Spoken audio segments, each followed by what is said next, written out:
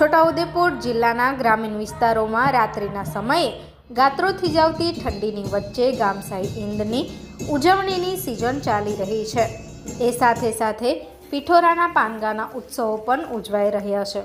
કનલવા ગામના નેવસિંહભાઈ રાઠવાના પૂર્વજો છેલ્લી 7 પેઢીથી બાબા પિઠોરાને ઘરમાં લખાવ્યો હોય, જે પરંપરાને અનુસરી આ વર્ષે નરસિંહભાઈ અને તેમના ભત્રીજા નેવસિંહભાઈ પોતાના નવીન મકાનની ઘરની ઓસરીમાં બાબા પિઠોરો લખાવી ₹3 લાખના ખર્ચે કુંવારિયા ઈંદની ધામધૂમપૂર્વક ઉજવણી કરી છે।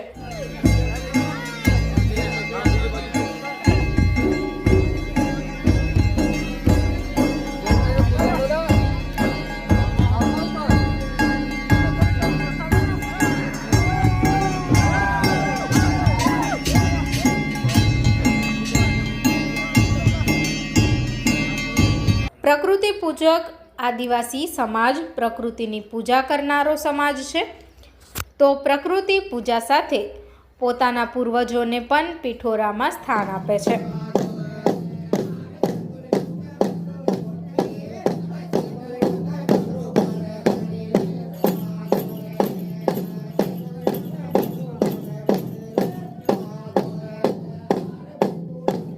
નરસિંહભાઈના પૂર્વજો રાગલાભાઈ, કાળિયાભાઈ, કાગડિયાભાઈ, પારસિંગભાઈ, સકરિયાભાઈ, રેતમભાઈ, અમલીબેન, ગજલીબેન અને પાનડીબેન હવે આ દુનિયામાં રહ્યા નથી, જે 8 જેટલા પૂર્વજોને ઘરના વાડામાં ખત્રીદેવ તરીકેના આયખા આપવામાં આવ્યા છે। આદિવાસી સમાજના લોકોને પોતાના ઘરના ઈષ્ટદેવ બાબા પિઠોરામાં સંપૂર્ણ આસ્થા હોય છે અને બાબા પિઠોરા દેવની અને પૂર્વજોના આશીર્વાદથી ઘરમાં સુખ શાંતિ અને ઘરના બાલ બચ્ચા નિરોગી રહે એવી આસ્થા સાથે 3 બાળકોની કુંવારીઓ કરી કુંવારિયા ઈંદ ધામધૂમપૂર્વક ઉજવણી કરી છે।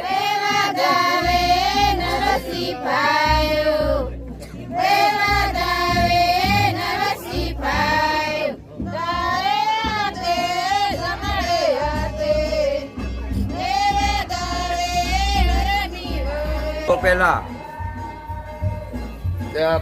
બાપ દાદા મારો આજે પૂજન કરતા પિઠોરા બાપજાનું, હવે પછી 20 વર્ષ પછી આ પૂજન કર્યું, ઘરમાં કોઈ પીડાપણો છે, દુઃખ આવ્યું, એના લીધે અમે માનતા જોડી પિઠોરા બાપજીનું ઇન્દ્રદેવની, મતલબ પિઠોરો એટલે એ ભૂર્યા જોગીનો બાળો કહેવાય। ઇન્દ્રદેવ એટલે જ્યારે સૃષ્ટિમાં અકાલ પડ્યો તો સૃષ્ટિના લોકો ક્યાં ગયા, કોને મળ્યા? મહાદેવને મળ્યા। તો મહાદેવ શું કીધું?